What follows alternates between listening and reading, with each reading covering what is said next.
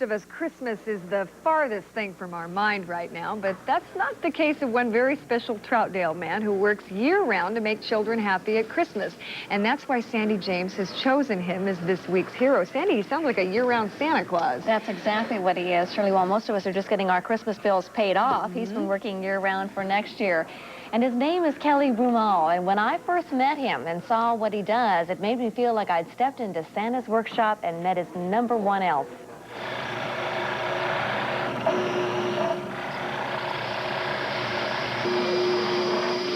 Kelly Broomall works for Boeing of Portland, but he's not at work now. He's home, working at another job, making Christmas toys for needy children. It's something he's been doing nearly every night, year-round, for 6 years. Sure, anybody can go out and buy a gift. You know, you can go out and buy a gift. But to take your own time and make something, I thought that that was a little bit more personal of yourself.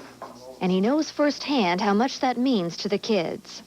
I have 21 brothers and sisters, and we didn't have the things that the kids have today. Everything was hand-me-downs. And during the holidays, it was these organizations like Snowcap that helped take care of us and get us through that time when we saw the other kids getting the things that they were getting and we weren't. The toy-making project started with Boeing employees in Seattle. Broomall brought it to Portland and says nearly every employee is involved. Ron Case and Jerry Robertson are his main helpers. This year, they will make 500 wooden toys, and not just little cars and trucks. I get more enjoyment out of making the big stuff because I know what the kids look like when they get the big stuff. And to see those faces, you know, it's worth it to me. Most of the toys will go to Snowcap, a social service agency in East County. Here, Broomall gives Snowcap director Doug Rogers a look at this year's product. This comes apart, doesn't it? Yeah, there you go. So it's just like you see them running down the street. Fantastic. Rogers knows all too well what the efforts of Broomall and his friends will mean to those on the receiving end. Christmas time is a real lonely time for kids. It's a time when they see everybody else around them getting things. And there's chance that's given to the kids to be able to be a normal kid, to get a normal gift, which turns out to be not really all that normal after all, a very special gift because it's handmade. And it's something that's unique. None of their friends is going to have something like this.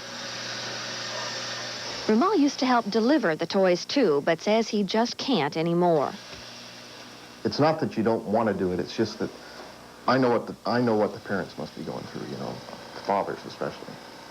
You know, that they can't provide, that's really gotta hurt.